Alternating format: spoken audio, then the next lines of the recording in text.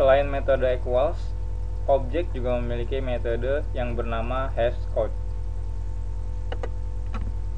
Metode hashcode ini merupakan fungsi yang menghasilkan nilai integer unik untuk setiap objek. Nah, fungsi hashcode ini sangat erat kaitannya dengan fungsi equals yang sebelumnya telah kita bahas. Saat kita membuat hashcode, nah, di sini ada interaksi dengan equals. Nah, di mana jikalau kita membandingkan dua buah objek menggunakan fungsi equals dan hasilnya adalah true, maka hashcode-nya pun hasilnya harus sama. Jadi hashcode integer itu nilainya harus sama untuk dua objek yang equals-nya sama. Nah, namun jikalau kita membandingkan dua buah objek menggunakan equals dan hasilnya adalah false, maka fungsi hashcode-nya itu boleh mengembalikan nilai yang sama ataupun juga berbeda. Nah, untuk hashcode disarankan kalau kita untuk mengoperate.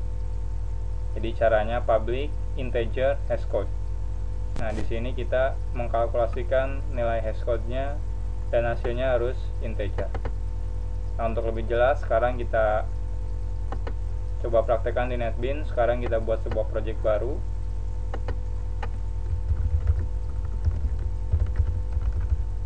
Belajar hashcode, setelah itu finish.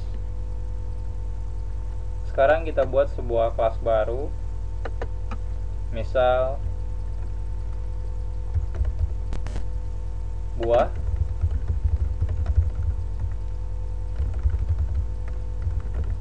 Jangan lupa tambahkan paketnya, setelah itu finish. Nah, di sini misal dia memiliki atribut public. Public saja, jangan private. Nama misal setelah itu public biji.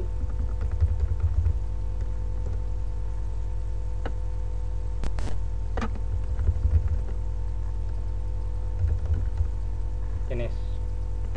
Atau banyak. Kita simpan.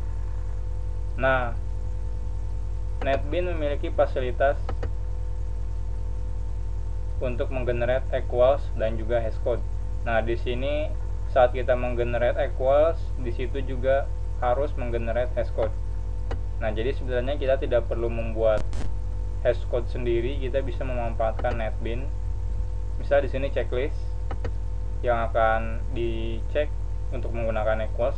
Nah, disarankan agar sama ketika menceklis atributnya. Misal di sini nama, biji, dan banyak, maka ini disarankan juga tiga-tiganya. Nah, jika misalnya biji tidak diceklis, ini juga disarankan tidak diceklis. Kenapa? Karena nanti jika equalsnya ini bernilai true, maka nilai hashcode-nya pun harus sama. Jadi jika beda, itu dianggap tidak valid. Jadi disarankan agar menceklisnya sama. Misal kita checklist semuanya, setelah itu generate. Nah, di sini sudah jadi metode equals dan di bawah ada metode hashcode, di mana di sini menghitung hashcode dan hasilnya adalah integer. Nah, sekarang kita simpan, kita coba di Java main class.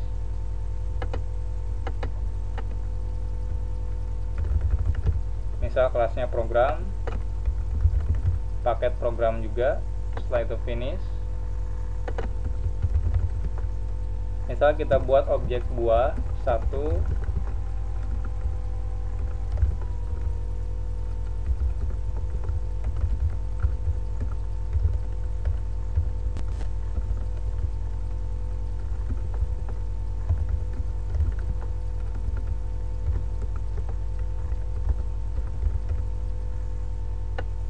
Setelah itu kita isi atribut-atributnya, nama, biji, dan banyak, terserah. Setelah itu kita buat objek yang sama dengan nama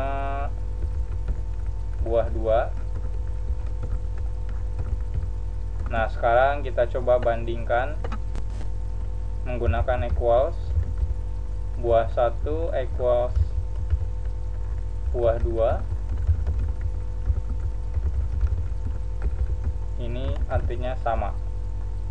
Nah, jikalau sama, sekarang kita cek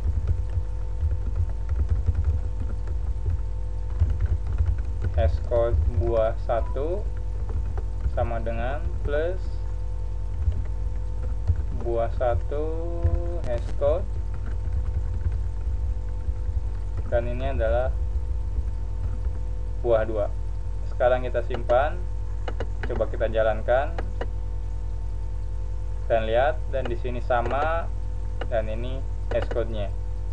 Nah, atau jikalau beda, kita lihat hasilnya, kita copy, kita tulis beda. Misal di sini jeruk, setelah itu kita simpan, coba kita jalankan dan lihat hasilnya. Ini beda, hashcode untuk objek buah 1 adalah sekian dan hashcode untuk buah 2 adalah sekian, dan ini beda. Nah, jadi jikalau hasilnya beda, hashcode-nya itu sebenarnya boleh sama atau juga boleh beda. Nah, tapi jikalau hasilnya sama, simpan. Nah, jika hasilnya sama, maka hashcode-nya pun harus sama. Jadi seperti itu cara penggunaan cara penggunaan hashcode, di mana erat kaitannya dengan penggunaan equals. Nanti juga penggunaan hashcode ini akan berguna saat kita mempelajari tentang struktur data di Java.